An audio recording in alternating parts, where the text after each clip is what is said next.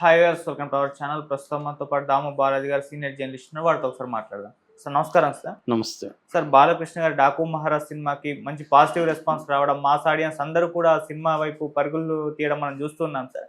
అయితే బాలకృష్ణ గారు ఈ వయసులో కూడా ఏ హీరో బ్రేక్ చేయలేని ఒక రికార్డ్ ఆయన క్రియేట్ చేశారు అని చెప్పేసి వార్తలు వస్తున్నాయి సార్. మరి ఆయన ఈ 'డాకు మహారాజ్'తో ఎటువంటి రికార్డు క్రియేట్ చేశారు? ఇప్పుడు ఏ హీరో క్రియేట్ చేయని ఆ రికార్డ్ ఏది సార్?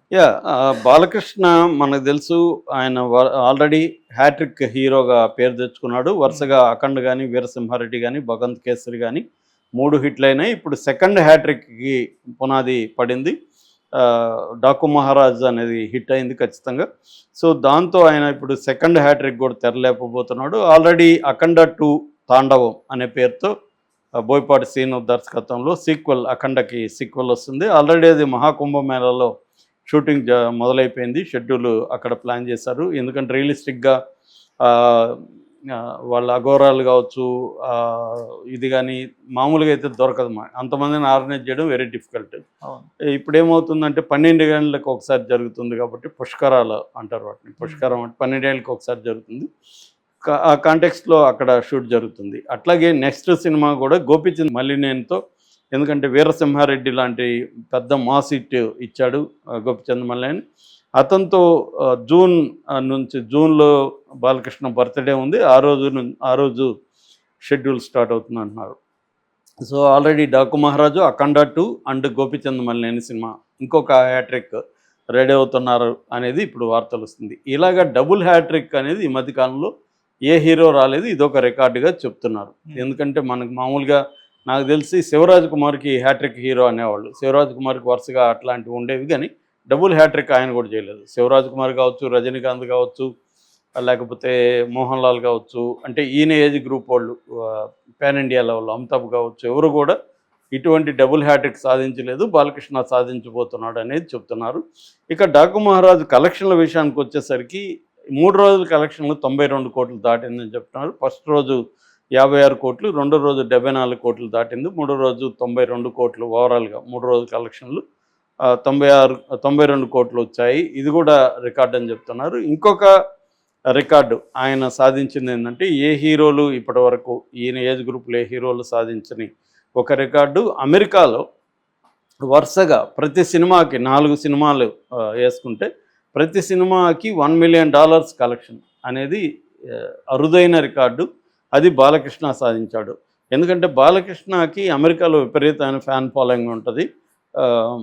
సో ఈయన సినిమాలన్నీ కూడా అమెరికాలో చూస్తూ ఉండేవాళ్ళు ఉన్నారు. అంటే మనకి జనరల్గా మనకి చిరంజీవికి మాత్రమే ఆ కైండ్ ఆఫ్ ఓపెనింగ్స్, ఆ కైండ్ ఆఫ్ ఫాలోయింగ్ ఉంటుంది. దాని తర్వాత బాలకృష్ణకు ఉంటుంది. But Chiranjeevi selection of films కానీ, ఆయన చేస్తున్న ప్రాజెక్టులు కానీ సరిగ్గా లేవు ఈ మధ్యకాలంలో. ఆచార్య కావచ్చు, ఇలాంటి సినిమాలన్నీ మనం ఈవెన్ వాల్తేరు వీరయ్య కూడా అతను రవితేజ అని పెట్టుకొని ఆయన బండి ఏడవాల్సి వచ్చింది సోలోగా వెళ్లకుండా. అట్లాంటిది బాలకృష్ణ ఈ మధ్యకాలంలో అనూహ్యంగా, అంటే సెకండ్ ఇన్నింగ్స్ అంటారు, ఎప్పుడూ ఆయన కెరీర్లో ఈ స్థాయి బడ్జెట్ సినిమాలు కానీ, ఈ స్థాయి కలెక్షన్లు కానీ చూడలేదు. బాలకృష్ణ ఏంటంటే చిరంజీవి లాగా అన్నెన్ని కోట్లు తీసుకున్న హీరో కాదు. అసలు మామూలుగా జోక్ ఉంది, ఆయన రెమ్యునరేషన్ ఆయనకే తెలియదు, భార్యకి మాత్రం తెలుసు అని. ఆయన అవేమి పట్టించుకోవడానికి. సో ఎప్పుడైనా ఎవరైనా అడిగితే ఆమెను అడుగుతాడు, ఎంత నా రెమ్యునరేషన్ అనే జోక్ కూడా ఆయన మీద ఉంది.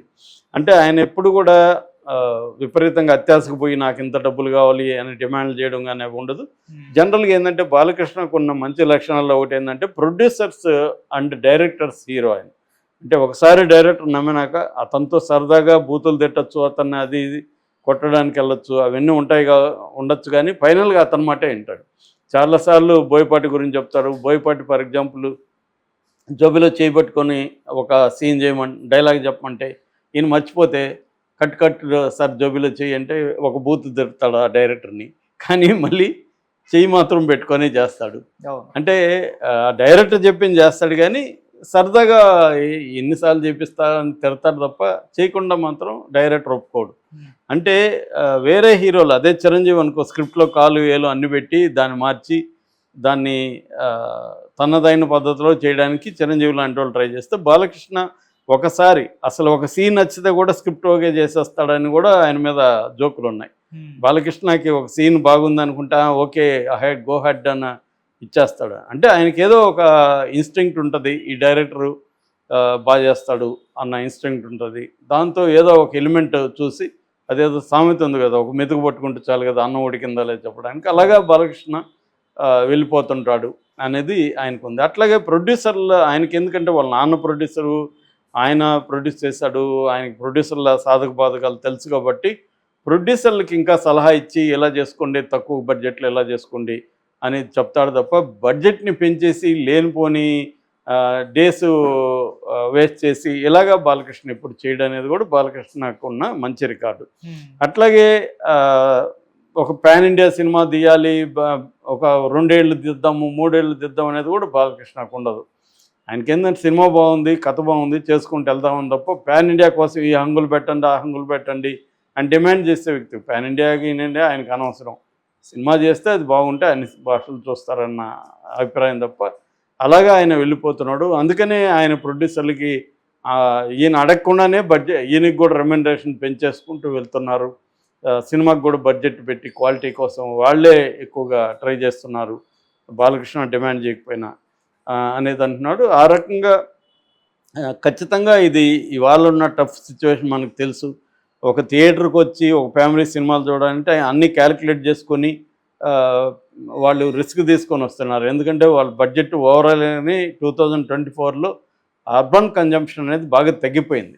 ఓవరాల్గానే కన్జంప్షన్ అనేది తగ్గిపోయి ఎకనామీ మీద దాని ఎఫెక్ట్ పడింది. సో కన్జంప్షన్ తగ్గిపోవడం అంటే సినిమాల కన్జంప్షన్ కూడా తగ్గిపోయింది. అందుకనే మనకి 2024లో హిట్ల సంఖ్య కూడా తక్కువగా ఉన్నాయి. సినిమాలో హిట్లు అయింది ఎందుకంటే థియేటర్కి వెళ్ళి సినిమా చూడాలంటే 1-4 సార్లు ఆలోచిస్తారు. ఇంక దేనికైనా దాన్ని ఖర్చు పెట్టుకుందామా, దీనికి పెట్టాలా, ఇంట్లో కూర్చొని ఓటీటీలో వచ్చే చూడొచ్చు కదా, ఇంకా కొంత తెలివైన వాళ్ళు అయితే డౌన్లోడ్ చూసి చూడొచ్చు కదా, డౌన్లోడ్ కూడా అవసరం లేదు, ఆన్లైన్లో ఐబొమ్మ లాంటి ప్లాట్ఫామ్స్ ఉన్నాయి వాటిలో చూసుకోవచ్చు కదా